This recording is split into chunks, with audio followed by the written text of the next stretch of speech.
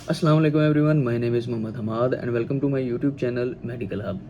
आज की वीडियो में हम पैनाडोल सीएफ के बारे में डिस्कस करेंगे और देखेंगे कि पैनाडोल सीएफ जो है वो जो बाकी फॉर्म्स हैं पैनाडोल की, जैसा कि पैनाडोल है और पैनाडोल एक्स्ट्रा है, उससे कैसे मुख्तलिफ है और इसका काम करने का तरीका क्या है और जो दूसरे पैनाडोल हैं वो किस तरह से काम करते हैं।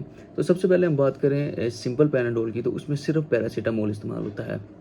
और अगर हम पैनाडोल सीएफ की बात करें तो इसमें 3 किस्म की ड्रग्स जो हैं वो पाई जाती हैं, जैसा कि पैरासीटामोल इसमें पाया जाता है, सूडोफेनिड्रीन हाइड्रोक्लोराइड इसमें पाया जाता है और क्लोरफेनिरामिन मेलेट इसमें पाया जाता है।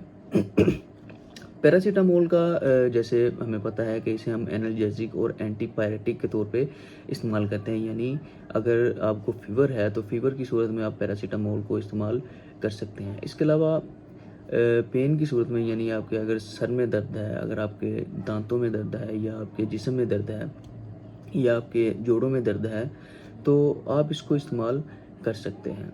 इसके अलावा इसमें सूडोफेनिड्रीन हाइड्रोक्लोराइड पाया जाता है, जो कि हम डीकंजेशन के तौर पे इस्तेमाल करते हैं।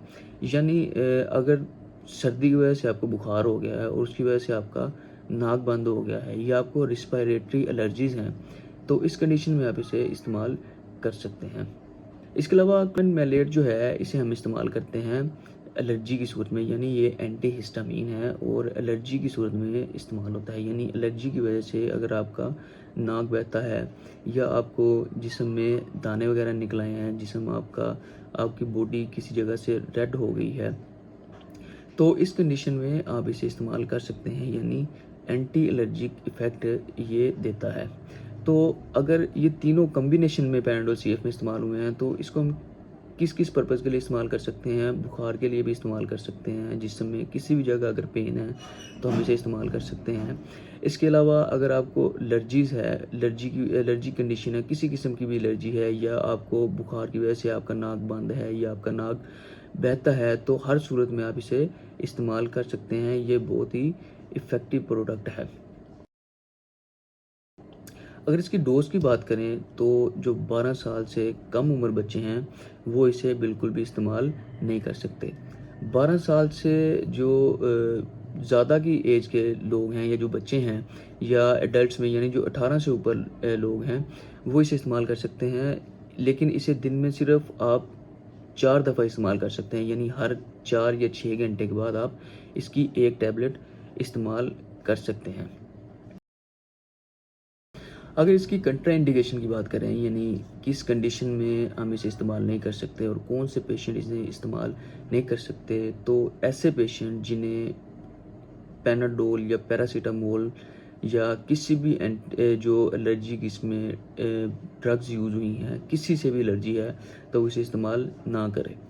इसके अलावा ऐसे पेशेंट जिन्हें किडनी का मसला रह चुका है या उन्हें अभी भी किडनी का मसला है, उनकी किडनी जो है वो सही तरह से काम नहीं कर रही, तो वो इसे इस्तेमाल नहीं कर सकते। इसके अलावा पैनाडोल सीएफ को यूज़ करते हुए आप कोई भी ऐसी प्रोडक्ट यूज़ नहीं कर सकते जिसमें पैरासीटामोल हो या सूडोएफिड्रीन हाइड्रोक्लोराइड हो या क्लोरफेनिरामाइन मेलेट हो। यानी इन तीनों में से अगर कोई भी जो ड्रग है वो किसी और प्रोडक्ट में हुई तो वो आप इस्तेमाल नहीं कर सकते।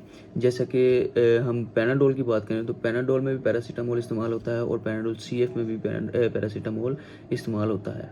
तो इन दोनों को हम इकट्ठे इस्तेमाल नहीं कर सकते। इसके अलावा पैनाडोल सीएफ के साथ हम एविल को भी इस्तेमाल नहीं कर सकते, क्योंकि इन दोनों में भी सेम फॉर्मूलेशन जो है वो आ जाती है। इससे क्या होता है कि जो डोज़ है वो डबल हो जाती है और साइड इफ़ेक्ट जो हैं वो आपको देखने को मिल सकते हैं।